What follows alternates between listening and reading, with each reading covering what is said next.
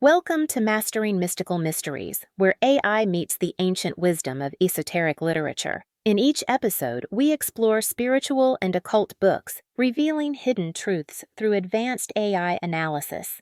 Whether you are a seasoned seeker or simply curious about the mystical, we uncover knowledge from across the world's traditions.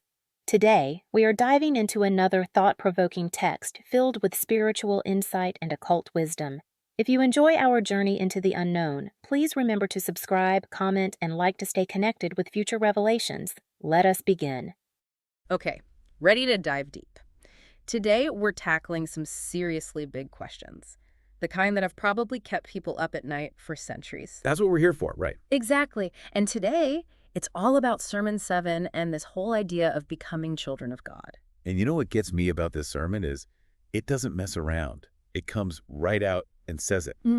We can share in God's essence. Whoa, hold on. Seriously, what does that even mean to be a child of God? Right? Like, how is that even possible? It's a huge concept.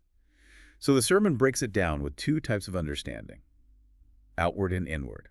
Outward is like our everyday world, everything we experience with our senses. The stuff we can see and hear and touch. Exactly. It's limited, always changing, here 1 minute, gone the next. Like trying to see the whole world through a tiny peephole. Perfect analogy. But then there's inward understanding. This is where things get really wild. This kind of knowing is deep down in us, in our soul. The sermon says it's beyond time and space. So if outward understanding is the peephole, is inward understanding like stepping outside? I love that. Like we've been staring at a map our whole lives and suddenly, bam, we're actually in that landscape. And here's the really cool part. In this inner landscape, we're all connected, like really connected. We're sharing in this universal oneness. And that's where we can even start to grasp what it means to be a child of God. That's what the sermon is getting at. And it changes everything, how we think about ourselves, our place in the universe. Because if we're all connected at that deep level, well, the lines between us and the divine start to blur. It's like that line in the sermon, God could not make me the son of God if I had not the nature of God's son. It's like that divine spark, it's already inside us. Exactly. And to understand this, we have to stop thinking of this transformation as something outside ourselves. It's not about climbing some ladder to get to heaven. It's about tapping into something that's already present within. So if it's already there, why can't we see it all the time? Why don't we feel that oneness constantly? Well, a sermon says we're often so caught up in that outward stuff, the physical world, that we lose touch with that inner spark. Blinded by our own egos, our desires, all the things that tell us we're separate. Think of it like this. We're surrounded by this amazing symphony, but we're wearing noise-canceling headphones. We're blocking it all out. So the question is, how do we quiet the noise? How do we take those headphones off? And that's where this nothingness thing comes in, right? The Yeah. sermon talks about it like a path to becoming God's children. You got it. It's one of the big paradoxes in the sermon. To find the fullness of God, we've got to embrace nothingness. It's about letting go of the ego, our attachments, even our sense of self. Okay, now that sounds kind of scary. How do you just let go of everything you think you are? $1 million question, right? And to help us understand, the sermon uses this powerful analogy, childbirth. So, spiritual birth, this shedding of layers that keep us separate from the divine spark, you were saying the sermon uses some pretty intense language to describe it. Yeah, it really does. It's like, if your heart is sore, you are not yet a mother, but you are in labor and your time is near. It's powerful stuff. Definitely. It's acknowledging that spiritual awakening, well, it can be tough. There's going to be some struggle, grief, even sorrow along the way. But it's all part of the journey. Because the reward on the other side is this amazing joy, right? You got it. A joy that's not like here today, gone tomorrow. It's unshakable. It comes from a deep inner transformation, something that can't be touched by the ups and downs of life. So it's not about being happy-go-lucky all the time, but finding this inner peace that can handle anything. Exactly. The sermon says, nothing is grievous or hard to you, and where pain is not pain to you, when everything is perfect joy to you. So it's about reaching this point where even if things are tough, there's still this core of peace within. Okay, that makes sense. But it makes me think of another part of this sermon, the part about God's wrath. It seems kind of at odds with this whole idea of pure joy. That's a great point. It does seem like a contradiction, right? If God is all-loving, wants us to experience this incredible joy, then why is there wrath? Why is there suffering in the world? It's like, pick a lane already, right? It's a question that's puzzled people forever. And the sermon takes a really interesting stance on this. It basically says, What we see as God's wrath, his anger, isn't really anger at all. Wait, seriously. Okay, now you have to explain that one. If it's not anger, then what is it? Well, the sermon describes it as another form of love. Not the warm and fuzzy kind we usually think about, but more like divine discipline.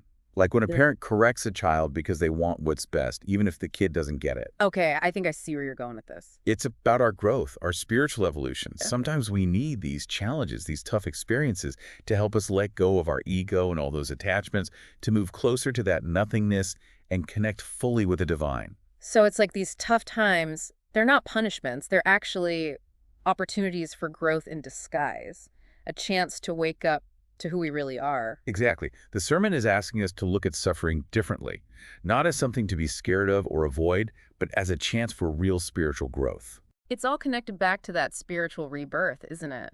Yeah. And it's not a one and done kind of deal either. It's like this constant process of letting go, facing our shadows, always working to embody that divine spark within. Absolutely. And the sermon makes it clear, we're not just passive bystanders in this, we have to be active participants. So we're like co-creators in our own spiritual evolution. You got it. We have to make conscious choices, do the inner work, and try to live in alignment with that universal love that connects us all. This whole sermon, it really makes you look at things differently. Like it's challenging everything we thought we knew about ourselves and God and what's even real. It really does. And you know what's really got me thinking about this whole spiritual rebirth idea is it's not just about me and God, It's bigger than that. way bigger. It's about how we treat other people too. Because if we believe everyone has that divine spark, that connection, everything changes. Exactly. It means we have to look past the surface stuff, the things that divide us, our differences, disagreements, even flaws. We have to remember that oneness underneath it all. So we have to see the world through love, see the divine in everyone. And imagine if we could actually live that way. If we could treat each other with that much compassion and understanding, what would the world be like then? It's beautiful, but also, I gotta admit, kind of overwhelming to think about. It's a lot, for sure. And the sermon doesn't sugarcoat it. This spiritual journey isn't easy. Doesn't give us all the answers either. Nope. But it does call us to action. It reminds us that this whole spiritual rebirth thing, connecting with that divine spark, it's a journey, not a destination. Not something we just check off the list. It's something we have to work on every day. And the more we align ourselves with that universal love, let go of the ego and separation, the closer we get to experiencing that unshakable joy, that peace the sermon talks about. So as we wrap up this deep dive, the big question is, how do we actually live this out?